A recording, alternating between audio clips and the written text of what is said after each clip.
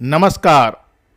भारतवर्ष का गौरवशाली इतिहास यूट्यूब चैनल में आप सभी का हार्दिक स्वागत है। आज की वीडियो में हम जानेंगे कि वैदिक साहित्य के अनुसार इतिहास क्या है। इतिहास का सर्वप्रथम उल्लेख अथर्ववेद के 15वें कांड में मिलता है, जहां पर कहा गया है कि तिमिहासश्च पुराणंच गाथाश्च नाराशंसिच्यानुव्यचलन इतिहासश्च वैस पुराणस्य च गाथानां च नाराशंसीनां च प्रियम धाम भवति य एवं वेद। अर्थात उस समय इतिहास, पुराण, गाथा और नाराशंसी उसके अनुगामी होकर चले। जो इसे जानते हैं वे इतिहास, पुराण, गाथा तथा नाराशंसी के प्रिय स्थल बनते हैं। यास्क मुनि कुरुवंशी देवापि के इतिहास के संबंध में बताते हुए कहते हैं कि तत्रेतिहास समाक्षते, अर्थात वहाँ वह इतिहास बताते हैं। इस निरुक्त की दुर्गाचार्य विरक्ति के अनुसार इति हैवमासीदिति यत्रोच्यते स इतिहासः, अर्थात अतीत में निश्चित रूप से घटित घटनाएं जहां कही जाती हैं वह इतिहास है। शतपथ ब्राह्मण में पंच महायज्ञों का वर्णन करते हुए कहा गया है कि यदनुशासनानि विद्या वाक्यो वाक्यमिति इतिहास पुराणम गाथा नाराशंस्यः, अर्थात अनुशासन, विद्या, वाक्यो वाक्य, इतिहास, पुराण, गाथा, नाराशंसी ये देवों के लिए मधु की आहुति है।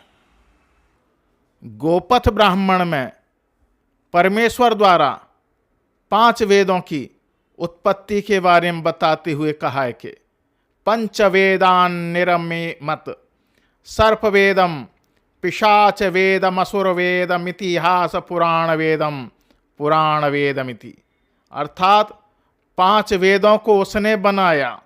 सर्पवेद, पिशाच वेद, असुर वेद, इतिहास वेद और पुराण वेद। छांदोग्य उपनिषद में इतिहास पुराण को 5वां वेद बताते हुए कहा गया है कि इतिहास पुराणम पंचमम वेदम।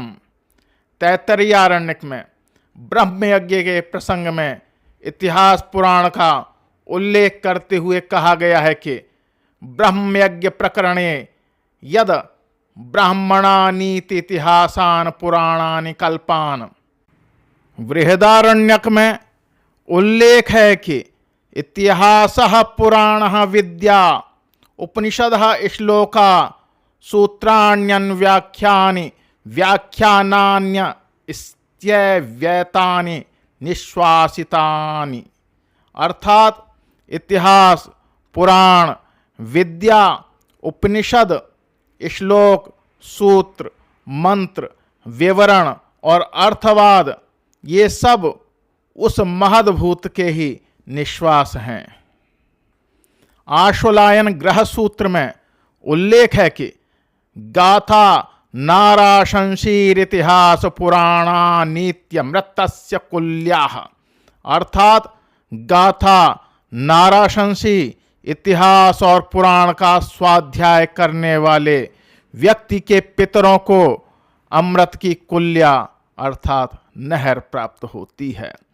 शौनकी बृहदेवता के अनुसार ऋग्वेद के प्रथम मंडल के 126वें सूक्त की 6वीं और 7वीं ऋचाओं को शाक्टायन ने इतिहास कहा है।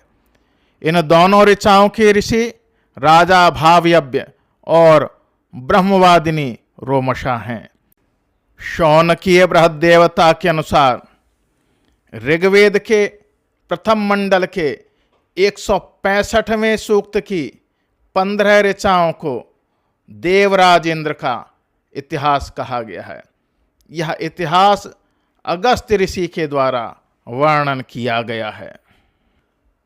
शौनकीय बृहद्देवता में ऋग्वेद के 8वें मंडल के 91वें सूक्त की 7 ऋचाओं को यास्क और भागुरी ने इतिहास कहा है।